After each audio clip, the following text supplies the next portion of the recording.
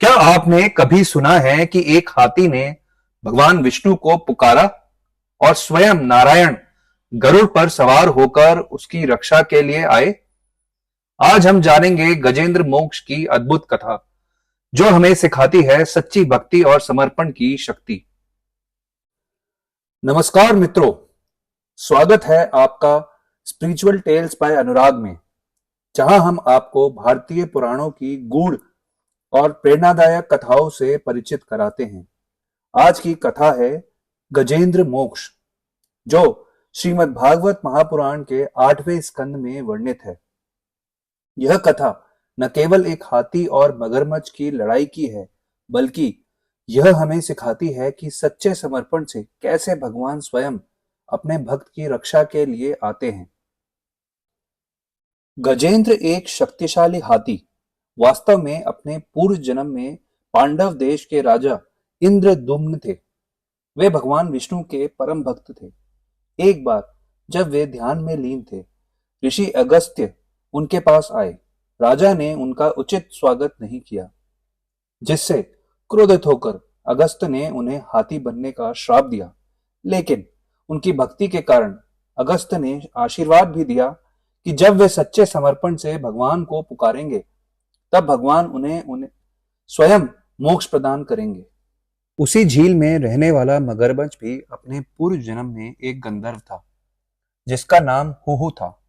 एक बार जब वह जल में क्रीड़ा कर रहा था, उसने ऋषि देवल का पैर खींच लिया। ऋषि ने क्रोधित होकर उसे मगरमच्छ बनने का श्राप दिया। हुहु ने क्षमा याचना की। तब ऋषि ने कहा कि जब भगवान विष्णु गजेंद्र को बचाने आएंगे, तब तुम्हें भी मुक्ति मिलेगी। गजेंद्र अब एक हाथी के रूप में त्रिकुट पर्वत के ऋतुमन वन में अपने झुंड के साथ रहता था। एक विशाल पर्वतीय वन में गजेंद्र, हाथियों का निडर राजा, अपने झुंड के साथ विचरता था। साथ में उसकी हजारों हथिनियां और बालक। हर तरफ मृत्युदंड देने जैसा भय फैला हुआ था। उसके चरणों के दंते जंगल की मिट्टी को कपा देते, शेर बाघ तक सहम जाते और छोटी छोटी हिरण खरगोश मस्त हो होकर दाना बीज चखने लगते थे। पर गर्मी की तीव्रता से पसीना टपकने लगा। मधुमक्खियां गुदगुदाती हुई चिपकी और अचेतन रूप से गजेंद्र अपने सामर्थ्य पर गर्व महसूस करता रहा। एक दिन प्यास बुझाने चलते हुए गजेंद्र ने दूर से कमल के पुष्पों की खुशबू सूंघी और झील की ओर भागा। थकान मिटेगी सोचकर उसने भरते ही पानी में गोता लगाया। अमृत समान मीठा जल पीता गया और सूंड से फुहार उड़ाता चला गया। वह आपा खोकर अपनी पत्नियों और बच्चों के साथ खेलने लगा। पानी की फुहारें उड़ाते एक दूसरे के मुंह में पानी भर देते, जैसे कोई धनी घराना सैर पर गया हो। सब कुछ मेरी इच्छा से है, गजेंद्र ने सोचा।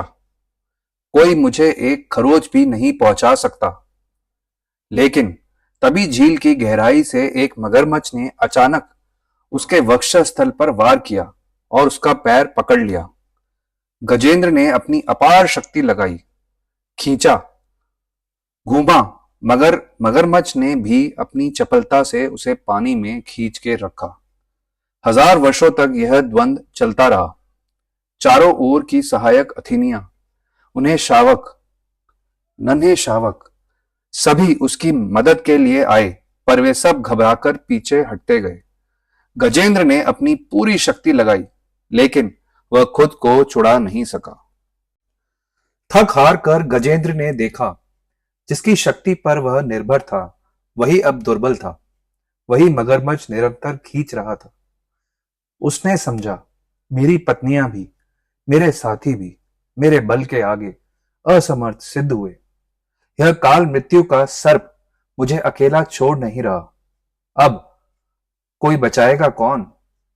और इसी क्षण गजेंद्र ने अपना अहंकार त्यागा। मनन किया कि केवल परम शक्ति ही उसकी रक्षा कर सकती है।